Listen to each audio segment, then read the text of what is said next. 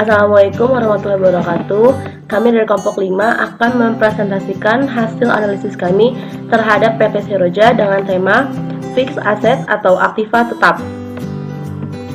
Berikut adalah anggota kelompok kami yang diketuai oleh Elisa Novianti dengan anggota Ais Purnama, Julian Yudhistira, Lina Olivia, saya sendiri Lutfia Hikmah, kemudian ada Safira Azahra, Yudirman, dan terakhir Stefania Lauren.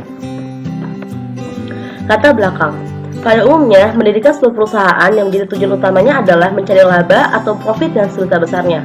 Komponen dalam sebuah perusahaan pasti tidak terlepas dari peran orang-orang ahli yang terbentuk dalam sebuah manajemen yang bergerak dalam bidang keuangan, seperti manusia, pemasaran, operasi, dan sistem informasi. Aktiva tetap dalam perusahaan dapat dikelompokkan menjadi dua kelompok aktiva, yaitu aktiva tetap berwujud dan tidak berwujud. Perbedaan dari kedua kelompok tersebut adalah bentuk fisiknya. Jika aktiva tetap terwujud merupakan aktiva yang dimiliki perusahaan dan digunakan untuk operasional serta mempunyai manfaat-manfaat lebih dari satu periode akuntansi. Sedangkan aktiva tetap tidak berwujud merupakan aktiva yang dimiliki perusahaan dan digunakan untuk operasional perusahaan yang memiliki masa manfaat lebih dari 1 tahun tetapi tidak mempunyai wujud fisik. Menurut PAT et al. Tahun 2020, aktiva tetap merupakan sumber daya yang dimanfaatkan sebagai sarana untuk menunjang aktivitas operasional perusahaan. Maksud dan tujuan penulisan adalah yang pertama untuk memenuhi tugas mata kuliah pemeriksaan teori dan kasus. Yang kedua, menganalisis prosedur aktiva tetap pada PT Seroja. Ketiga, untuk mengetahui dan memahami pengertian dan penggolongan aktiva tetap. Yang keempat, untuk mengetahui bentuk transaksi yang bersangkutan dengan aktiva tetap. Dan terakhir, untuk mengetahui dan memahami prosedur audit aktiva tetap. Pendapat para ahli mengenai aktiva tetap atau aset tetap. Yang pertama, menurut Harry tahun 2019, aset tetap atau fixed asset adalah aset yang secara fisik dapat dilihat keberadaannya dan sifatnya relatif permanen serta memiliki masa kegunaan atau useful life yang panjang. Jadi, aset tetap merupakan aset yang berwujud, tangible asset. Berbeda dengan aset tidak berwujud atau intangible asset yang dimana tidak memiliki wujud fisik dan dihasilkan sebagai akibat dari sebuah kontrak hukum, ekonomi maupun kontrak sosial. Sedangkan menurut Warren dan kawan-kawan pada tahun 2016, dalam garing Yunia Hapsarit tahun 2018, aset tetap adalah aset jangka panjang atau relatif permanen seperti peralatan, mesin, bangunan, dan tanah. Penjelasan lain untuk aset tetap adalah aset properti, pabrik, dan peralatan. Kriteria aktiva tetap. Agar dapat dikelompokkan sebagai aset tetap, suatu aset harus memiliki kriteria tertentu, yaitu yang pertama, berwujud. Ini berarti aset tersebut merupakan barang yang memiliki wujud fisik, bukan sesuatu yang tidak memiliki wujud fisik, seperti goodwill, hak paten, dan sebagainya. Yang kedua, umurnya lebih dari 1 tahun. Aset ini harus dapat digunakan dalam operasi lebih dari 1 tahun atau 1 periode akuntansi. Walaupun memiliki bentuk fisik, jika masa manfaatnya kurang dari 1 tahun, seperti kertas, pensil, dan sebagainya, tidak dapat dikategorikan sebagai aset tetap. Dan yang dimaksudkan dengan umur aset tersebut adalah umur ekonomisnya, bukan umur teknis, yaitu jangka waktu di mana suatu aset dapat digunakan secara ekonomis oleh perusahaan tersebut. Lalu yang ketiga, digunakan dalam operasi perusahaan. Barang tersebut harus dapat digunakan dalam operasi normal perusahaan, yaitu dipakai untuk menghasilkan pendapatan bagi organisasi. Jika suatu aset memiliki wujud fisik dan berumur lebih dari 1 tahun, tetapi rusak dan tidak dapat diperbaiki kembali, sehingga tidak dapat digunakan untuk operasi perusahaan, aset tersebut harus dikeluarkan dari kelompok aset tetap. Yang keempat, tidak diperjualbelikan. Suatu aset berwujud yang dimiliki oleh perusahaan dan umurnya lebih dari 1 tahun, tetapi dibeli perusahaan dengan maksud dan tujuan untuk dijual lagi, tidak dapat dikategorikan sebagai aset tetap dan harus masuk dalam kelompok persediaan. Yang kelima, material. Barang milik perusahaan yang berumur lebih dari 1 tahun dan digunakan dalam operasi perusahaan, tetapi nilai atau harga per unitnya atau harga totalnya relatif tidak terlalu besar dibanding total aset perusahaan, maka tidak perlu dimasukkan sebagai aset tetap. Barang yang bernilai rendah seperti pulpen, sendok, dan sebagainya tidak perlu dikelompokkan sebagai aset tetap. Dan yang terakhir, dimiliki perusahaan. Aset berwujud yang bernilai tinggi yang digunakan dalam operasi dan berumur lebih dari 1 tahun, tetapi disewa perusahaan dari pihak lain tidak boleh dikelompokkan sebagai aset tetap. Kendaraan sewaan misalnya, walaupun digunakan untuk operasi perusahaan dalam jangka panjang, tetapi tidak boleh diakui sebagai aset. Saya Rizky Purnama dengan NIM 11190892. sini ada jenis-jenis aktiva tetap. Pertama, ada aktiva tetap terwujud menurut Rahmat dan Rama pada tahun 2017 dalam Superioma 2016. Pertama, ada tanah. Jika tanah dibeli, harga perolehannya tidak hanya mencakup harga beli yang disetujui oleh penjual, tetapi juga semua biaya lain yang berkaitan dengan pembelian tersebut, seperti komisi perantara, biaya notaris, hak milik, administrasi, dan biaya penelitian. Jika terdapat pajak, bunga, atau kewajiban lain atas aktiva tersebut yang ditanggung oleh si pembeli, hal itu harus ditambahkan ke dalam harga perolehan. Tanah memenuhi syarat untuk disajikan ke dalam neraca kelompok tanah, bangunan, dan peralatan hanya jika digunakan dalam aktivitas normal perusahaan. Jika tanah yang dikuasai untuk digunakan pada masa depan atau untuk spekulasi harga, maka harus dilaporkan dengan judul investasi jangka panjang. Dan jika tanah yang dikuasai untuk dijual dalam waktu dekat, maka harus dilaporkan sebagai aktiva lancar. Yang kedua, ada bangunan. Suatu pembelian yang melibatkan perolehan baik tanah maupun bangunan memerlukan pengalokasian nilai perolehannya di antara kedua aktiva tersebut. Nilai yang dapat dialokasikan meliputi harga beli ditambah semua beban yang menyertai pembelian tersebut. Nilai yang dialokasikan pada bangunan ditambah dengan pengeluaran-pengeluaran untuk merekondisi dan memperbaiki agar aktiva tersebut dapat digunakan, dan juga ditambah dengan pengeluaran untuk penyempurnaan serta penambahan. Yang ketiga, ada peralatan dan mesin-mesin. Peralatan atau equipment mencakup berbagai pos yang beragam sesuai dengan bentuk perusahaan dan aktivitasnya. Pembahasan dalam paragraf berikut hanya dibatasi pada mesin-mesin, pola dan cetakan, perabot, serta peti kemas yang dapat dikembalikan. Mesin-mesin dari suatu usaha manufaktur meliputi pos-pos seperti mesin bubut, mesin stamper, tungki, dan sistem ban berjalan. Perkiraan mesin didebit dengan setiap pengeluaran yang dapat diidentifikasikan dengan perolehan dan penyiapan untuk penggunaan mesin-mesin pabrik. Nilai perolehan mesin meliputi harga beli, pajak, dan kewajiban-kewajiban atau pembelian, biaya pengangkutan, biaya asuransi ketika perjalanan, biaya instalasi, pengeluaran untuk pengukian dan penyiapan final untuk penggunaannya, dan biaya-biaya rekondisi jika yang dibeli adalah peralatan bekas. Kemudian ada jenis-jenis aktiva tetap tidak berwujud menurut Bahri pada tahun 2016. Yang pertama, ada hak paten, yaitu hak suatu perusahaan atas pembuatan suatu barang yang dilindungi oleh undang-undang dari peniruan. Kedua, ada hak merek, yaitu pemakaian suatu tanda atau simbol dalam perdagangan yang dilindungi undang-undang dalam peniruan. Harga perolehan aktiva tetap menurut Harry pada tahun 2016. Harga perolehan aktiva tetap meliputi seluruh jumlah yang dikeluarkan untuk mendapatkan aktiva tersebut. Biaya perolehan aktiva tetap didapatkan dari pertukaran dengan aktiva non-moneter atau juga bisa dengan kombinasi aset moneter dan aset non-moneter. Jadi, biaya perolehan diukur pada nilai wajar, kecuali transaksi pertukaran tidak mempunyai substansi komersial atau nilai aset yang diterima atau aktiva yang diserahkan tidak bisa diukur secara andal. Dalam kasus ini, biaya perolehan diukur pada jumlah tercatat aset yang diberikan menurut SAK pada tahun 2016.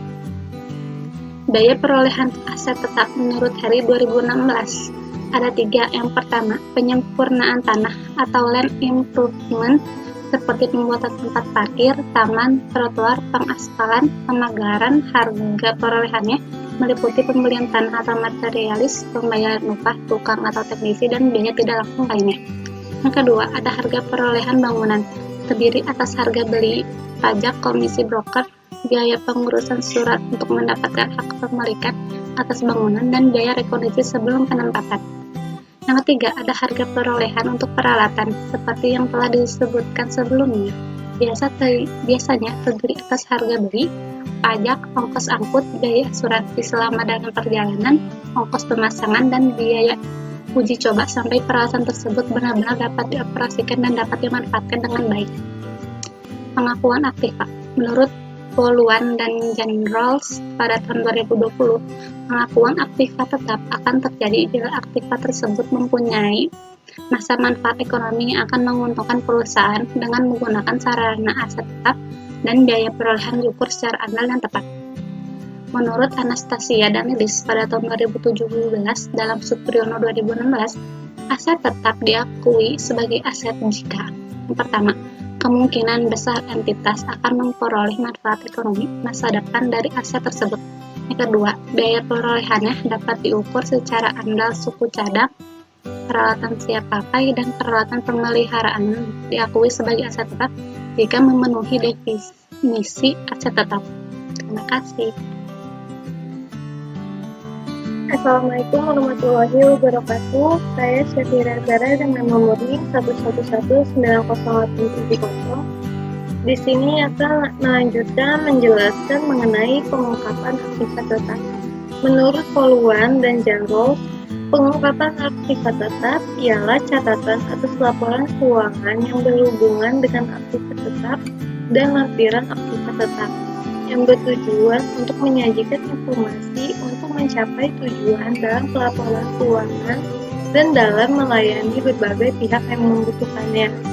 Di dalam laporan keuangan mengumumkan untuk setiap kelas aset tetap, yaitu yang pertama, dasar pengukuran yang digunakan dalam menentukan catatan bruto, yang kedua, metode penyusutan yang digunakan, yang ketiga, umum manfaat dan tarif, yang keempat, penyusutan yang digunakan, dan yang terakhir, jumlah catatan bruto dan akumulasi penyusutan.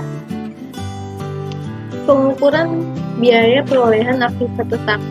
Aktivitas tetap yang memenuhi syarat pengakuan sebagai aset diukur pada biaya perolehan, di mana biaya perolehan adalah jumlah kas atau setara kas yang dibayarkan atau nilai wajar dari imbalan lain yang diserahkan untuk memperoleh suatu aset pada perolehan atau konstruksi atau jika dapat diterapkan. Jumlah yang didistribusikan pada aset ketika aset pertama kali diakui. Menurut Anastasia dan Lilis, biaya perolehan aset tetap meliputi harga perolehannya, termasuk biaya impor dan pajak pembelian yang tidak dapat dikreditkan setelah dikurangi dengan diskon pembelian atau potongan lainnya. Setiap biaya yang didistribusikan secara langsung untuk membawa aset ke lokasi dan kondisi yang diinginkan supaya aset tersebut siap digunakan sesuai dengan maksud manajemen. Selanjutnya, penghentian pengakuan aktivitas tetap. Menurut Pontoh, suatu aset dapat dihentikan jika manfaat ekonomi sudah habis dan tidak dapat lagi dipakai oleh perusahaan di masa yang akan datang. Menurut Rahman Pura, penarikan atau penghentian aktivitas tetap dalam suatu perusahaan disebabkan oleh yang pertama, karena pemakaian. Aset tetap telah lama terpakai akan menyebabkan nilai aset tetap tersebut mengalami penurunan dan kemampuan aset tersebut dalam melakukan operasi sudah tidak menghasilkan output yang maksimal lagi. Yang kedua, karena dijual. Aset tetap perusahaan dihentikan dari operasi karena akan dijual. Penghentian dengan cara ini merupakan penghentian yang paling sering digunakan oleh banyak perusahaan. Dan yang ketiga, karena ditukar. Penghentian aset tetap ini juga dapat dilakukan dengan menukarkan atau mengganti aset tersebut dengan aset lain, baik ditukarkan dengan aset yang sejenis maupun tidak sejenis. Bila menukarkan dengan aset yang sejenis, maka seperti menukarkan mobil dengan mobil. Dan sementara untuk pertukaran aset tidak sejenis, yaitu dengan menukarkan peralatan dengan tanah. Selanjutnya, pengukuran aktiva tetap. Berdasarkan PSAK nomor 16, aktiva yang termasuk dalam kategori aktiva tetap akan diukur berdasarkan nilai harga perolehannya. Biaya perolehan adalah harga keseluruhan yang diakui pada saat pengakuan aktiva tetap. Jika pembayaran menggunakan kredit, maka harus dilunasi sebelum jangka waktu yang sudah ditetapkan, sehingga perbedaan pada saat pembelian cash ataupun kredit karena adanya penambahan bunga, maka diakui sebagai beban bunga saat periode kredit tersebut berlangsung.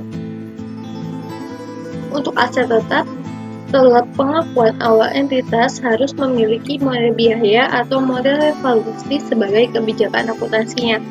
Model yang dipilih oleh entitas harus diterapkan terhadap seluruh aset pada kelompok yang sama di mana kebijakan tersebut tidak perlu diterapkan untuk semua aset yang dimiliki perusahaan. Dan selanjutnya ada depresiasi aktiva tetap. Menurut Supani, penggunaan aset tetap tidak terlepas dari pengertian penyusutan atau merupakan proses alokasi harga perolehan menjadi beban selama usia ekonomi aset tetap secara rasional dan sistematis. Juga ada pengertian depresiasi, itu merupakan alokasi secara sistematis jumlah yang didapat disusutkan dari jumlah aset semasa sepanjang masa manfaat. Untuk aset yang bernilai berwujud, istilah alokasi harga perolehan ini menjadi beban selama usia ekonomis aset tetap tersebut secara rasional dan sistematis dinamakan depresiasi. Sedangkan untuk aset tetap tak berwujud, istilah alokasi harga perolehan menjadi beban selama usia ekonomis aset tetap secara rasional dan sistematis dinamakan amortisasi. Lalu untuk alokasi harga perolehan aset tetap berwujud yang tidak dapat diganti seperti sumber-sumber alam seperti tambang, batu bara, dan minyak, itu disebut dengan deflasi. Selanjutnya, faktor-faktor yang mempengaruhi depresiasi.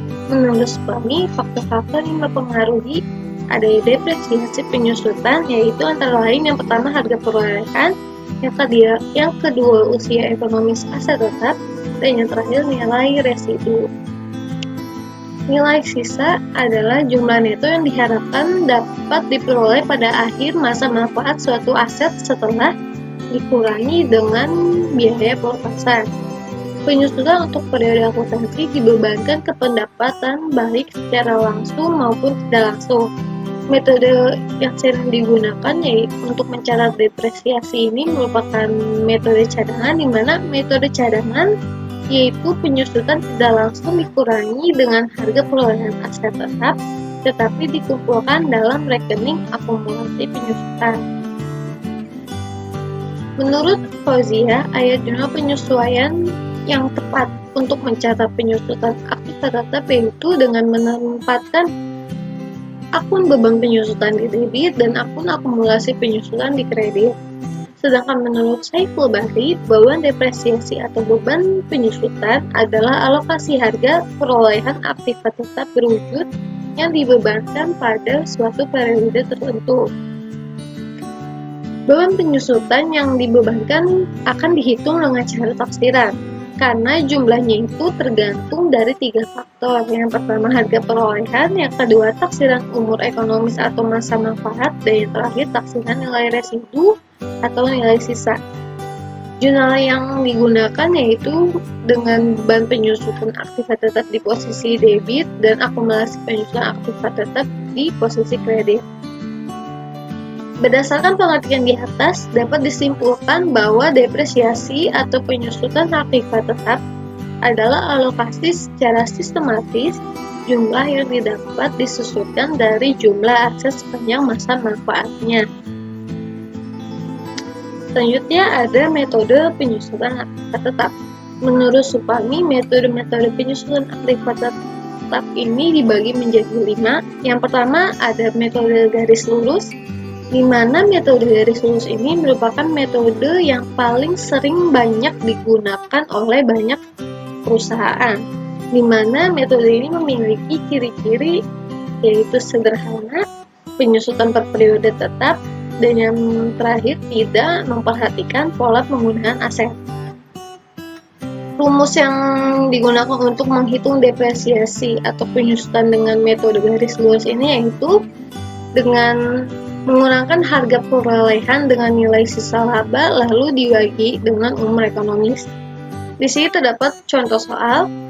Pada tanggal 2 Januari 2016, perusahaan ABC membeli peralatan dengan harga perolehan sebesar 10.200.000 dan diperkirakan dapat digunakan selama 5 tahun dengan nilai sisa 200.000. Di sini ditanyakan berapa beban penyusutannya selama per tahun.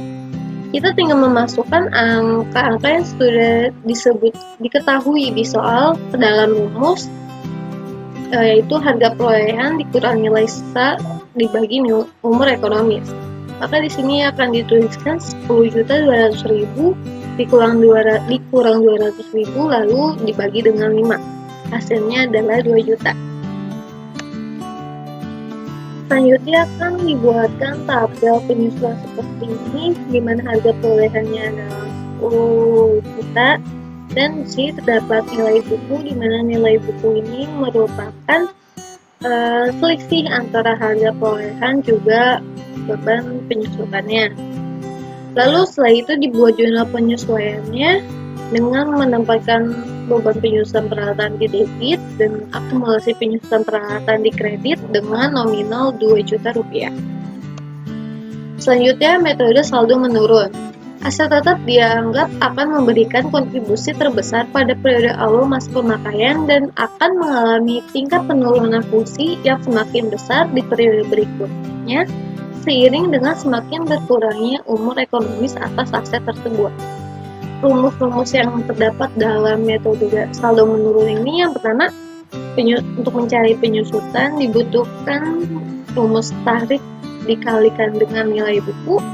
Untuk mencari nilai buku dibutuhkan perhitungan harga perolehan dikurang dengan akumulasi penyusutan, dan untuk mencari tarif dibutuhkan rumus 1 dikurang akar pangkat N dari nilai residu dibagi nilai harga perolehan. Di sini dapat contoh soal. Pada tanggal 2 Januari 2016, perusahaan ABC membeli peralatan dengan harga sebesar 10.200.000 dan harga perkiraannya adalah 5 tahun dengan nilai sisa 200.000.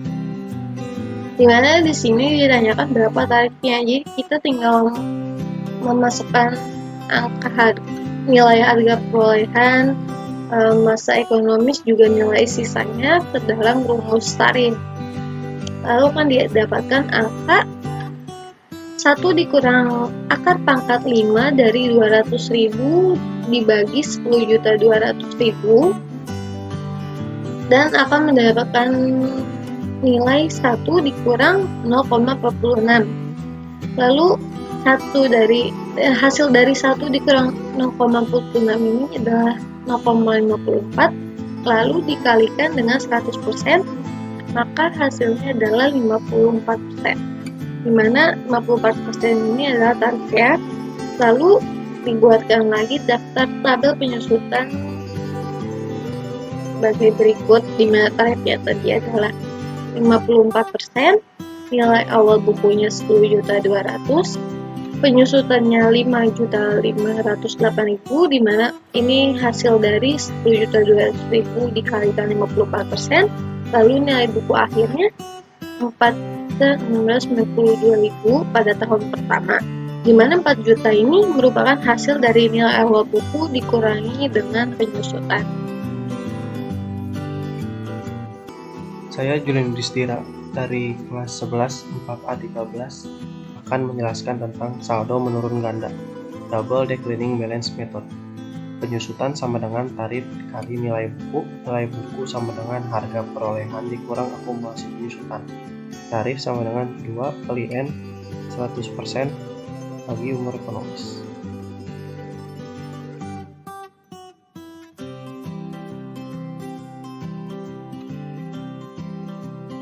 Contoh, pada tanggal 2 Januari 2011, perusahaan XYZ membeli mesin dengan harga 100 juta yang memiliki umur ekonomis 4 tahun.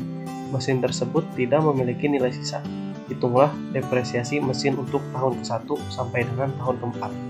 Tarif sama dengan 2 dikali 100% bagi 4 sama dengan tarif sama dengan 2 kali 25% sama dengan 50%. Saldo menurun ganda.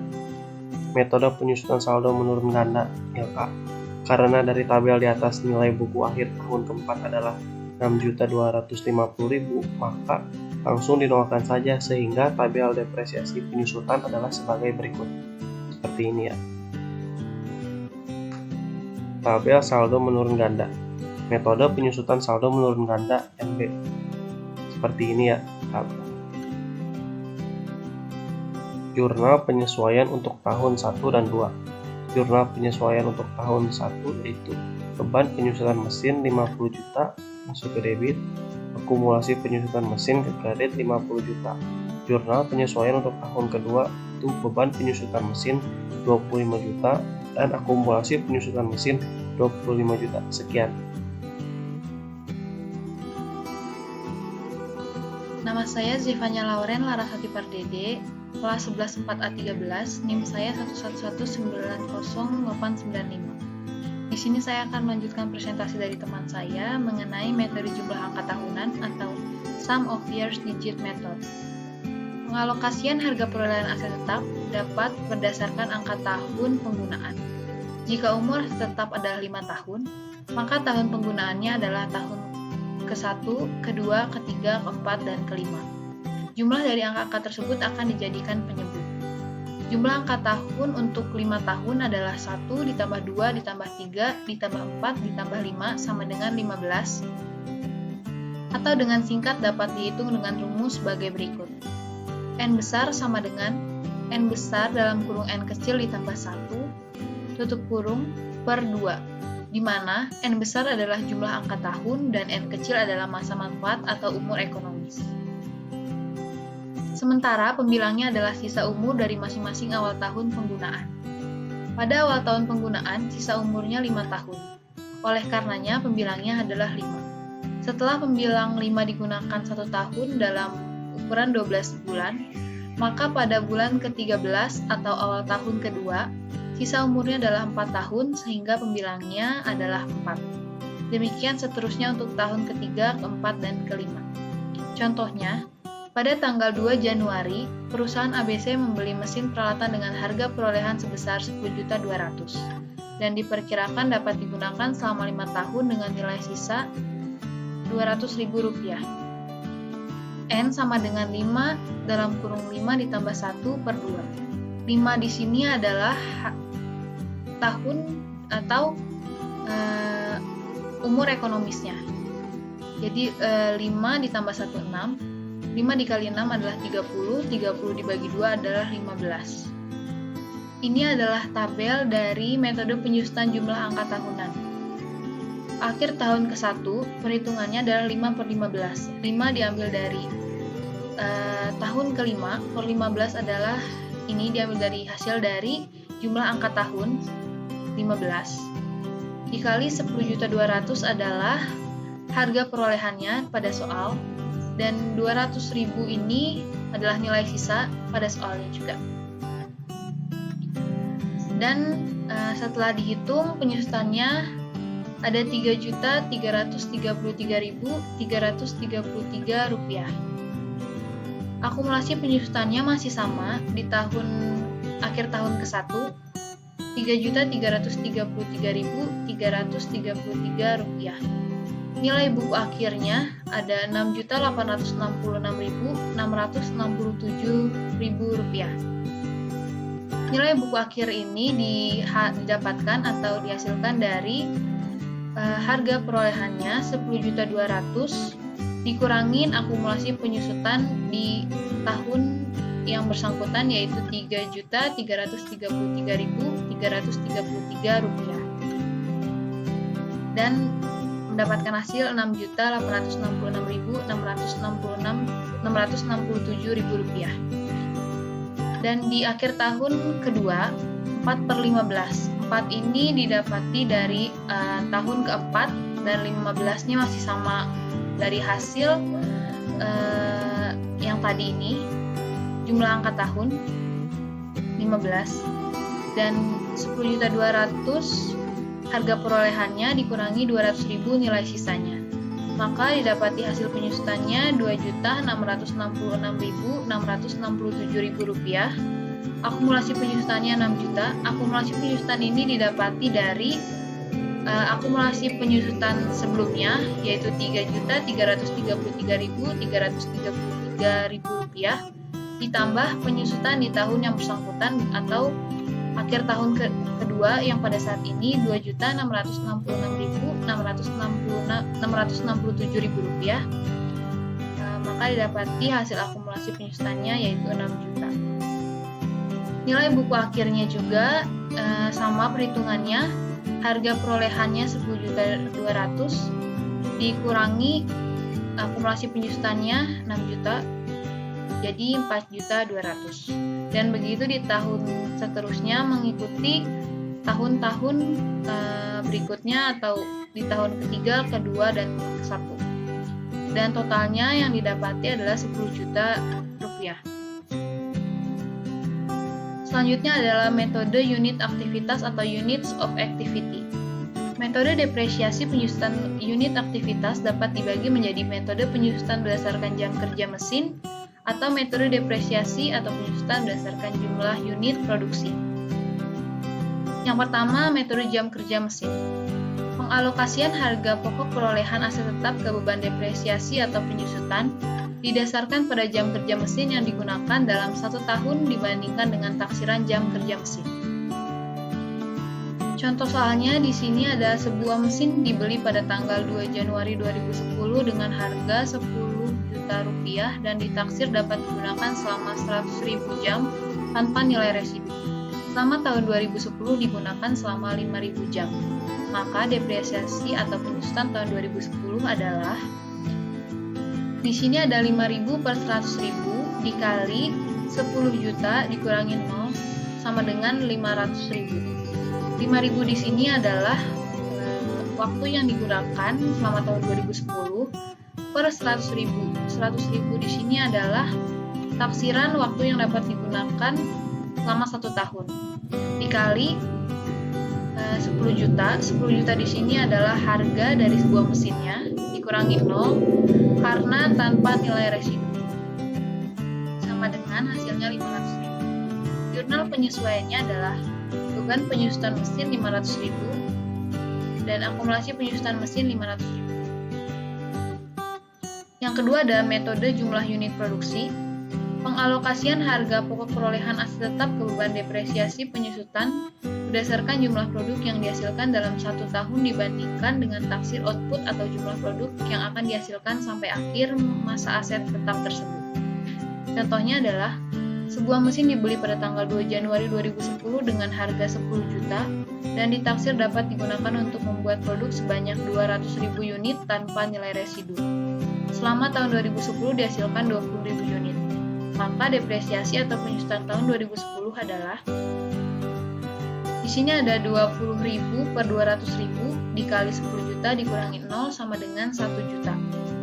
20.000 ini adalah unit produk yang dihasilkan selama tahun 2010 dan 200.000 ini adalah taksiran unit yang bisa dihasilkan selama setahun dikali 10 juta. 10 juta ini adalah harga dari sebuah mesinnya dikurangi 0 karena tanpa nilai residu sama dengan 1 juta. Jurnal penyesuaiannya yaitu beban penyusutan mesin 1 juta, akumulasi penyusutan mesin 1 juta. Selanjutnya ada penurunan nilai aktiva tetap. Menurut Supami DKK tahun 2019, di halaman 155 sampai 157, dalam mempertimbangkan ada tidaknya indikasi penurunan nilai atas aset tetap, maka entitas harus mempertimbangkan dari sumber eksternal dan sumber internal. Adapun informasi dari sumber-sumber eksternal yang dapat menyebabkan penurunan nilai aktiva tetap sebagai berikut. Yang pertama adalah selama periode tersebut nilai pasar aset telah turun secara signifikan dari yang diharapkan sebagai akibat dari berjalannya waktu atau pemakaian normal. Yang kedua, perubahan signifikan dalam hal teknologi, pasar, ekonomi, atau ketentuan hukum tempat entitas beroperasi. Di pasar tempat aset yang dikerjakan berdampak merugikan terhadap entitas yang telah terjadi selama periode tersebut atau akan terjadi dalam waktu dekat. Assalamualaikum warahmatullahi wabarakatuh. Perkenalkan, nama saya Lisa Novianti, NIM 1119086. Saya dari kelompok 6. Uraian kasus yang diberikan, cara penyelesaian, rincikan total beban penyusutan berdasarkan dari pencatatan yang dilakukan pada tahun 2016 dan 2015. Masing-masing Rp61.025.000 dan Rp46 juta. Cara menghitung harga perolehan dikali persentase penyusutan. Aktiva pada gedung pada tanggal 31 Desember 2015 ada 30 juta. Pada tanggal 31 Desember 2016, 30 juta. Akumulasinya adalah 60 juta. Aktiva pada kendaraan pada tanggal 31 Desember 2015, 15 juta. Pada tanggal 31 Desember 2016, 30 juta. Akumulasinya adalah 45 juta. Aktiva pada peralatan kantor pada tanggal 31 Desember 2015, 1 juta. Pada tanggal 31 Desember 2016, 1.275.000, akumulasinya adalah 2.275.000. Total aktiva pada tanggal 31 Desember 2015, 46 juta. Pada tanggal 31 Desember 2016, 61.275.000. Akumulasinya adalah 107.275.000. Buatlah working paper untuk mengetahui apakah harga perolehan yang dicatat sesuai atau tidak. Harga perolehan tanah per buku tanggal 1 bulan Januari 2016 250 juta, per buku 31 Desember 2016 250 juta. Harga perolehan gedung per buku 1 Januari 2016 300 juta, per buku 31 Desember 2016 300 juta. Harga perolehan kendaraan per buku 1 Januari 2016 100 juta, penambahan 100 juta, per buku 31 Desember 2016 adalah 200 juta. Harga perolehan peralatan kantor per buku 1 Januari 2016 20 juta, penambahan 5 juta, per buku 31 Desember 2016 adalah 25 juta. Dan khusus untuk kendaraan yang mengecek adanya pertambahan di tahun yang bersangkutan. Perhitungan harga perolehan kendaraan. Saldo awal 1 Januari 2016 adalah 100 juta. Penambahan tahun 2016. Tanggal 5 Februari 2016, nomor bukti BK 14-2-16, keterangan pembelian satu buah truk seharga 25 juta. Pada tanggal 15 bulan Oktober 2016, nomor bukti BK 20-10-16, keterangan pembelian satu buah mobil Kijang seharga 75 juta. Total penambahan 100 juta. Saldo buku per 31 Desember 2016 adalah 200 juta. Perhitungan beban penyusutan dan akumulasi penyusutan kendaraan. Saldo awal kendaraan pada tanggal 1 Januari 2016 adalah 15 juta. Saldo kendaraan tahun 2016 pada tanggal 31 Desember 2016. 100 juta dikali 15% hasilnya adalah 15 juta. Pembelian mobil truk 11 dibagi 12 dikali 25 juta dikali 15% hasilnya adalah 3.437.500. Pembelian mobil Kijang 3 dibagi 12 dikali 75 juta dikali 15% hasilnya adalah 2.812.500. Beban penyusutan kendaraan tahun 2016 sebesar 21.250.000. Akumulasi penyusutan kendaraan sebesar 36.250.000. Untuk peralatan kantor dan peralatan kantor untuk mengecek adanya pertambahan di tahun yang bersangkutan.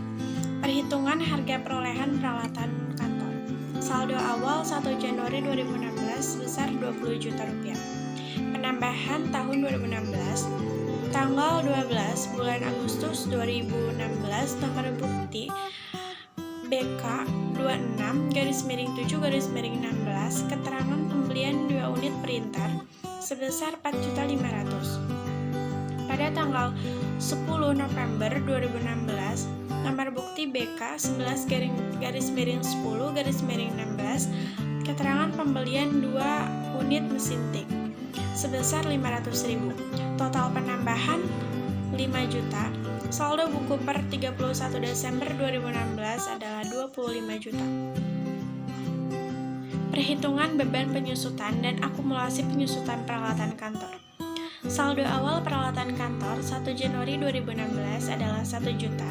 Saldo peralatan kantor tahun 2016 pada tanggal 31 Desember 2016, 20 juta dikali 5% hasilnya adalah 1 juta. Pembelian 2 unit printer 5 dibagi 12 dikali 4.500.000 dikali 5% hasilnya adalah 93.750. Pembelian 2 unit mesin tik 2 dibagi 12 dikali 500.000 dikali 5% hasilnya adalah 4.166. Beban penyusutan peralatan kantor tahun 2016 adalah Rp1.097.916. Akumulasi penyusutan peralatan kantor hasilnya adalah Rp2.097.916. Saya Lina Olivia dengan NIM 1119084. Di sini saya akan meneruskan presentasi dari teman saya. Selanjutnya ada penyajian kertas yang diberikan.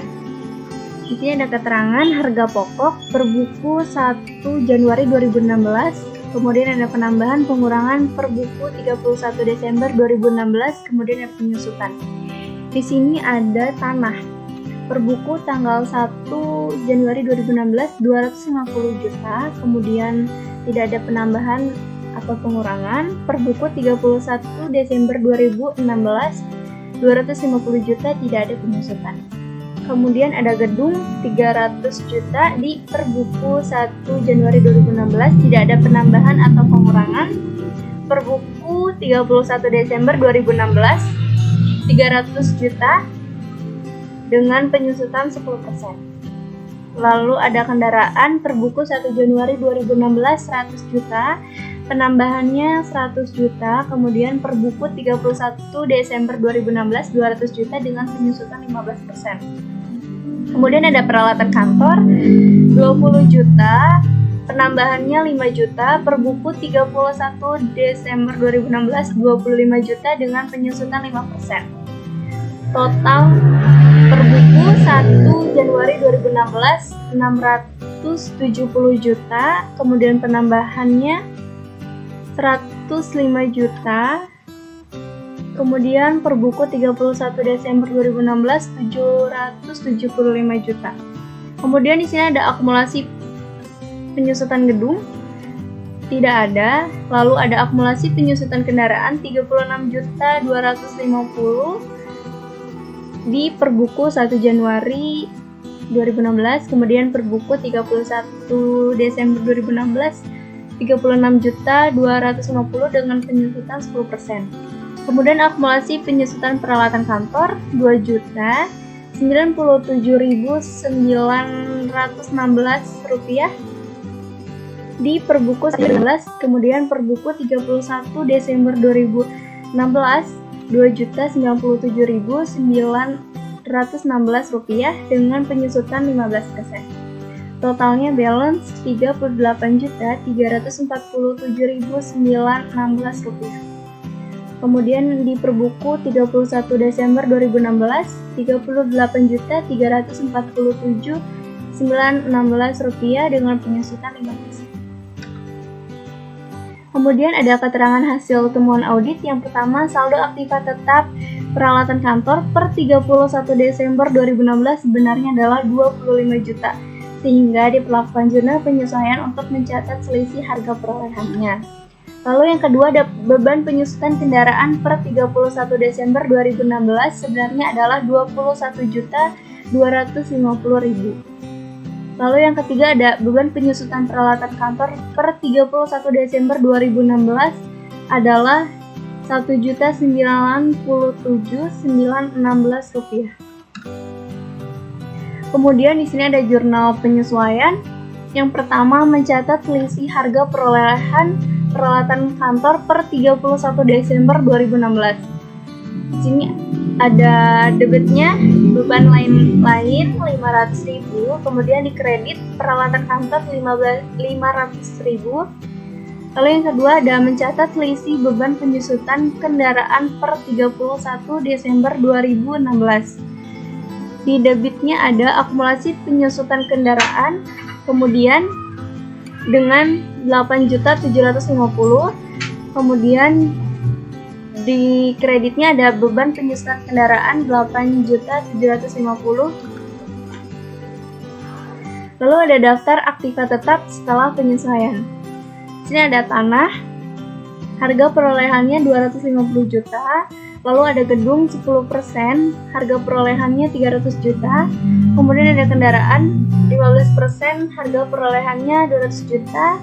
Beban penyusutannya tahun 2016 21.250 dengan akumulasi penyusutannya 36.250, lalu nilai bukunya 142.500. Kemudian ada peralatan kantor 5%, harga perolehannya 25 juta, beban penyusutan 2016 1.097.916 rupiah. Kemudian ada akumulasi penyusutannya 2.097.916 rupiah, nilai bukunya 21.804.168 rupiah. Kemudian ada pendapat auditor internal. Di sini ada, kami telah mengaudit PT Seroja per 31 Desember 2016 dan 2015 untuk tahun yang berakhir pada tanggal tersebut. Laporan keuangan merupakan tanggung jawab manajemen perusahaan. Tanggung jawab kami adalah menyatakan pendapat atas laporan keuangan berdasarkan audit kami. Menurut pendapat kami, laporan yang disajikan sesuai, namun dapat disayangkan terdapat perbedaan selisih dalam mencatat perhitungan harga perolehan di peralatan kantor yang disebabkan tidak sama antara work paper dengan pembukuan dan mengakibatkan tidak samanya hasil akhir di saldo aktiva tetap, sehingga diperlakukannya pembuatan jurnal penyesuaian. Kemudian ada rekomendasi kepada manajemen. Kami memberikan rekomendasi kepada manajemen mengenai hasil temuan audit atas pemeriksaan kepada PT Seroja, yaitu untuk lebih teliti dalam memeriksa kembali agar tidak ada lagi kesalahan dalam pencatatan di kemudiannya. Yang kami sarankan kepada manajemen untuk memperbaiki kesalahan yang terdapat pada kasus tersebut. Opini jika Anda audit eksternal atau apa? Pendapat wajar dengan pengecualian terdapat kesalahan dalam pencatatan work paper dengan pembukuan pada saat penyajian data pada periode 31 Desember 2016 yang menyebabkan tidak samanya total aktiva pada saldo akhir. Kemudian ada kesimpulan, per tanggal 31 Desember 2016 telah dilakukan audit terhadap laporan keuangan PT Seroja. Dari hasil audit yang telah dilakukan, pihak auditor internal menyatakan bahwa laporan yang disajikan oleh PT Seroja telah sesuai. Namun, selama proses perhitungan kembali auditor, mendapat adanya perbedaan antara total aktiva pada saldo akhir di akun peralatan kantor. Saldo akhir peralatan kantor yang didapatkan setelah dilakukan perhitungan ulang ialah sebesar 25 juta. Hal ini disebabkan karena adanya perbedaan selisih pencatatan antara work paper dan pembukuan dalam perhitungan harga perolehan peralatan kantor oleh PT Seroja. Selain itu, dari hasil audit yang dilakukan diperoleh juga beban penyusutan sebenarnya pada tanggal 31 Desember 2016 di akun kendaraan sebesar 21.250.000 dan peralatan kantor sebesar 1.097.916 rupiah. Akumulasi tersebut diperoleh setelah dibuatnya jurnal penyesuaian. Sekian dari kelompok kami, mohon maaf bila ada kesalahan. Wassalamualaikum warahmatullahi wabarakatuh.